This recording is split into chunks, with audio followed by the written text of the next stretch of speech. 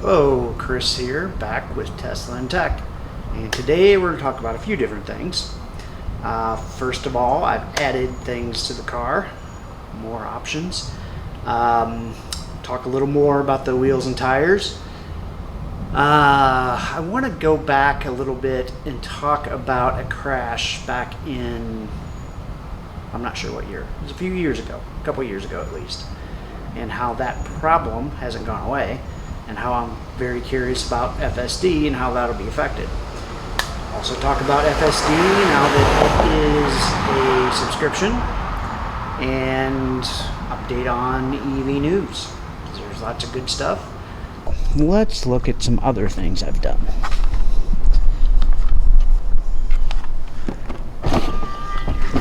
Alright, one thing I've done recently is I have added red floor mats. Got these on Amazon. They could fit a little better. There's some clips I could put in to make it fit just a little bit better. I ordered black lettering and got white, and this Chinese company doesn't seem to care. This is the back. I don't understand that at all. So they do kind of have a funny thing to them I don't get. But is everything covered? Absolutely. So that's good. The black interior, I actually want to turn the seats red. I also added a heads-up display. There we go. So the heads-up display. Okay, it stopped. Let's see if I can get a little bit better. It's about as good as I can get. So it syncs up quite well. A lot of information there, battery levels, charging, discharging, gear, speed, all kinds of stuff. You can't see the speed now, of course, since I'm not moving. But there is a lot of information on there, status of lights. It's pretty good. Only issues I have with it. There's a dial / button on there so you can adjust things, and that doesn't work. I have no idea how to change the time. There is no instruction manual. The time is correct for China, but I'm in Texas, so that's pretty far off. It's 13 hours ahead. So that's a little weird. I do like it a lot, though. Also, here in Texas, it gets warm. It was 106-7 days in a row here. It doesn't get very humid, thank God.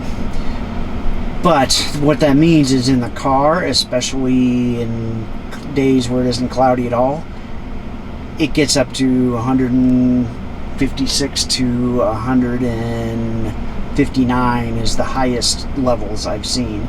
So it's a bit ridiculous.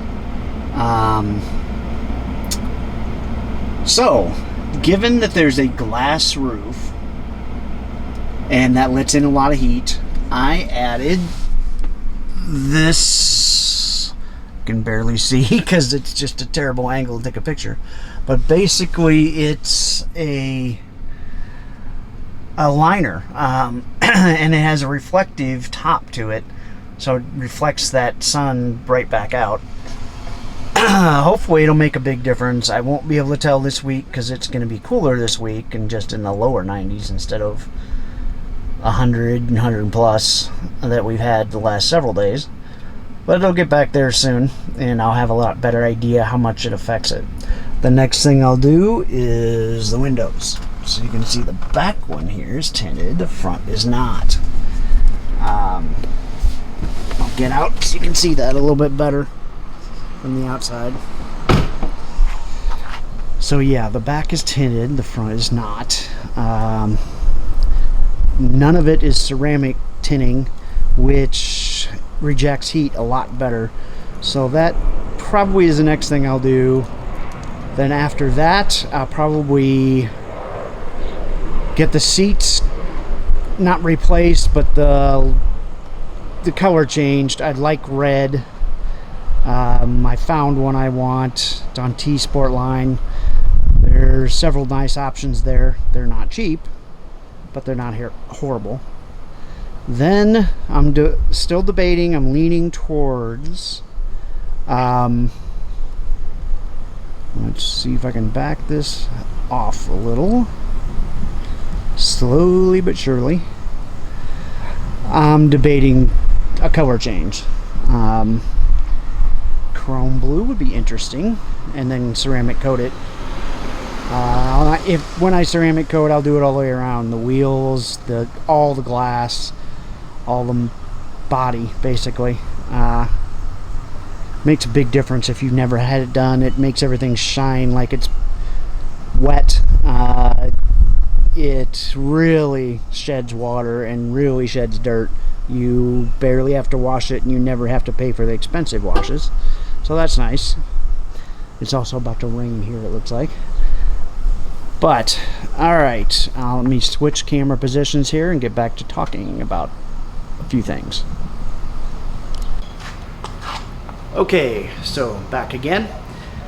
So I want to talk a little bit about FSD and some of the issues I've had.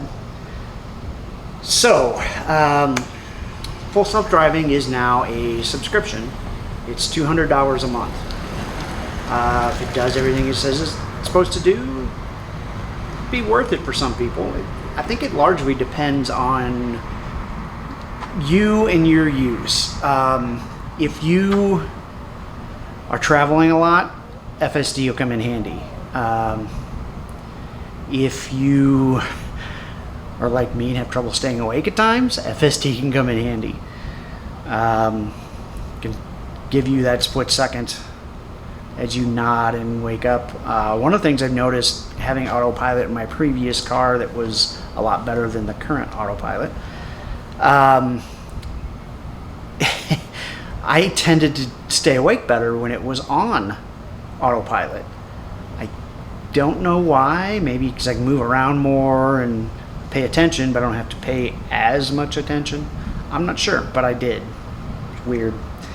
So one of the things I noticed in my first Tesla, Model S, 2016, so it's been a little while, is when you're going down the road, what Tesla does is it uses the cameras and puts you dead in the middle of the lane. So it's looking at each line. So you go along down the lane, it's dead in the middle. But what if you're coming up to an exit where the line goes off to the right? Then the car would tend to try to put you in the middle, which puts you in a really bad spot. So you have to take over, and it's a pain in the butt. And that goes back to what I was talking about before with the accident. So several years ago, I'm not sure how many, it's been between when I got my first Tesla and this one, there was an accident, I believe out in California, where a guy came to a Y in the road in, I believe, on an interstate, where I don't know which interstates they were, but they separated like this. And in doing so, he was in that lane that did that. And I think what happened is, as the lanes did this, the car said, well, I'll just stay dead in the middle. And in doing so, hit directly into that Y, which I believe was those plastic, water, or sand-filled containers, and then concrete. So don't know if he or she lived or died in that. It's been a few years, so I just don't remember. But something to think about. I wonder if FSD has solved that problem, and if it did, why didn't it fix that on autopilot? Because I know it still does it, because my car has done it when I've had it on autopilot, and there's an exit and it starts to, go to the middle, which is off the road, or partly off the road, before it corrects itself, figures out. It just drives me crazy. There's a way to solve that. How they haven't figured that out, I don't know. That drives me crazy. Anyway, so Just my comments on FSD. I probably will get it, at least try it out, see if I like it, if it really offers me anything, if it's worth $200 a month to me. Might be, I know people have talked about they would get it on months they knew they were doing road trips. I don't know if that's, if they are allowed to do it that way, or if you have to do it for a certain number of months, or how it goes. We'll find out. EV news. More and more cars are coming out with electric. GM, GM and Ford are both doing it. Everybody is, but GM and Ford, since we are here in the USA, or I am in the USA. They're making progress. How good, I don't know. I saw something the other day on a car company that made me lose respect. Let me rephrase that. A car show that made me lose respect. It's called Everyday Driver. So they were comparing the Tesla Model Y long range versus the equivalent Mustang and the ID4. And when they went through, they kept giving all these things that the Tesla has that the others don't. And there were some things the others have and they don't. But, you know, they were saying it turns sharper. Obviously it has the battery's better than any of them. It's faster. There was a whole bunch of positives that should have made the Tesla number one. But they didn't vote it number one. One of the guys voted it number two. And one of the guys voted number three, and his reasoning was build quality. Now here's the thing. Now, don't get me wrong. I'm angry about the build quality with Tesla because it's easily fixed. I could fix it for them. It would just cost them to have me work for them. Well, not work for them, but my company work for theirs as a contractor.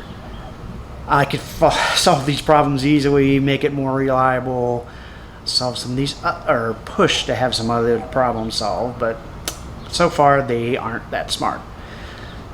So, anyway, so this car company said, well, the Tesla turns sharper, but the Mustang handles better.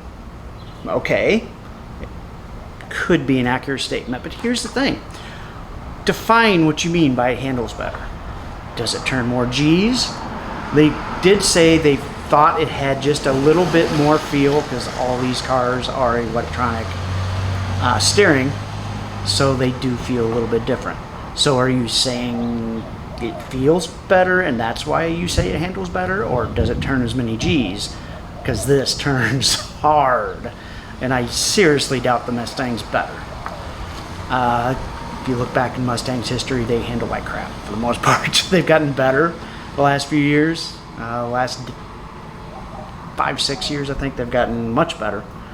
Maybe a little longer. But you look back in history, they handle like crap. So I kind of find that funny. Anyway, so what exactly do they mean by handling? You know, a lot of times I've watched their show and liked it and just didn't realize they were cars that I knew nothing about. I couldn't judge on my own compared to what they were saying. I mean, maybe I knew something about them, but I had never driven them. And obviously that's not the case with the Tesla. I haven't driven the Mustang. I don't want to. I know Ford's reputation and the fact that they have fires constantly, and I don't really want to have anything to do with them. But ID4 looks like a nice car, but one of the guys actually picked it above this. Are you kidding? ID4 is not the same class. It's not the same family. ID4 is an everyday cheaper car that anybody will buy. This is not, it's not terribly expensive, but it's not a cheap car. This is a sports car, basically. The ID4 is not a sports car in any way. It's a nice vehicle. Looks pretty cool. There's one to see it parked at work once in a while. Anyway, so I've lost respect for those guys. That's silliness. Show me how the Mustang handled better than this. I really want to see that. And far as build quality goes, yeah, Ford probably is better. They've been doing it longer, but are they a lot better? Because they don't have a reputation for quality. So I don't know. Anyway, other news. Mercedes, they have actually had their EQS out for review. It's out now. It's a beautiful, beautiful car. It's equivalent to their S series. So it's not a sports car. It is a luxury car, and like all Mercedes, it's fast.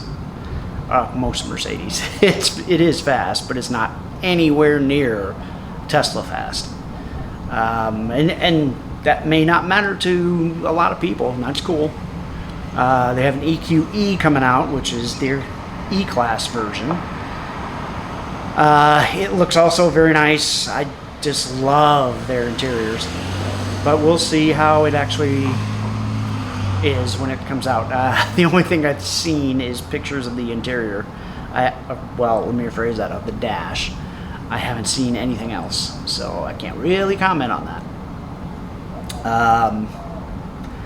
Other news, the Cybertruck, some were calling it delayed. I'm not sure if that's true or not officially.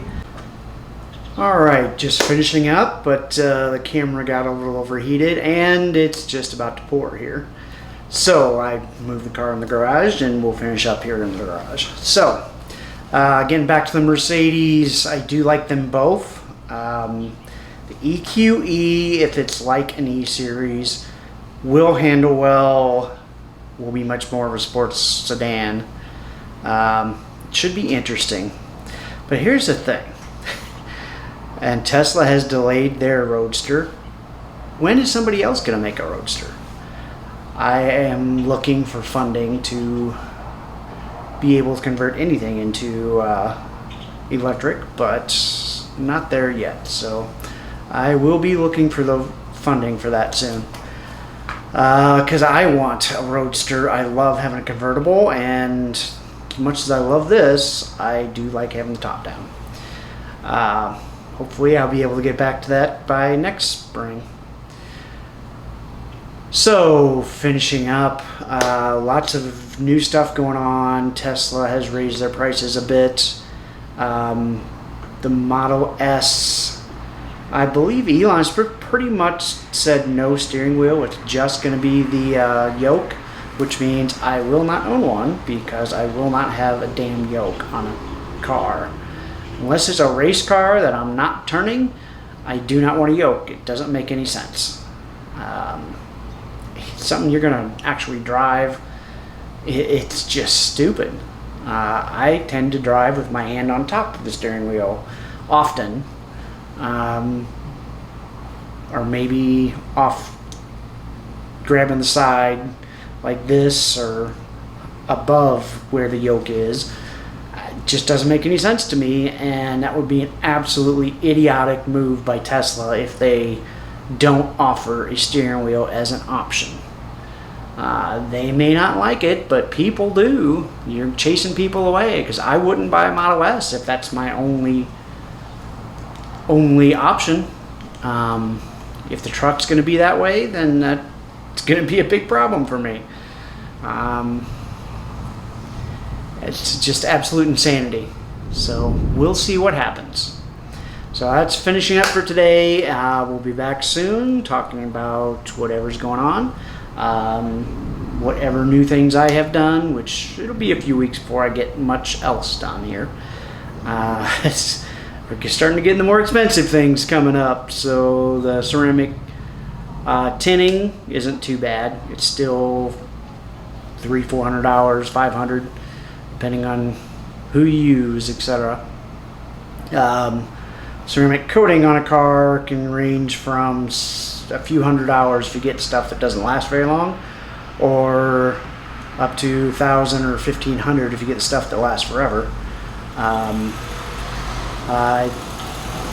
Wrapping, I've seen various prices.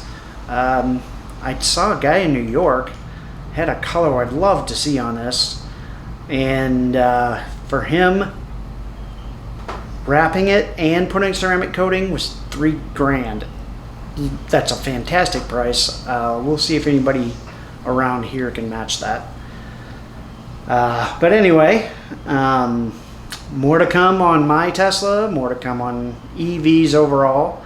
I haven't heard anything from Aptera lately. I'm a little concerned about that because I do like them and I really want them to succeed. I would like to own a couple, so we'll see. But that's it for now. See you soon. Please give me a thumbs up and subscribe. We need all the subscribers we can get, all the thumbs up we can get, and we'll see you soon.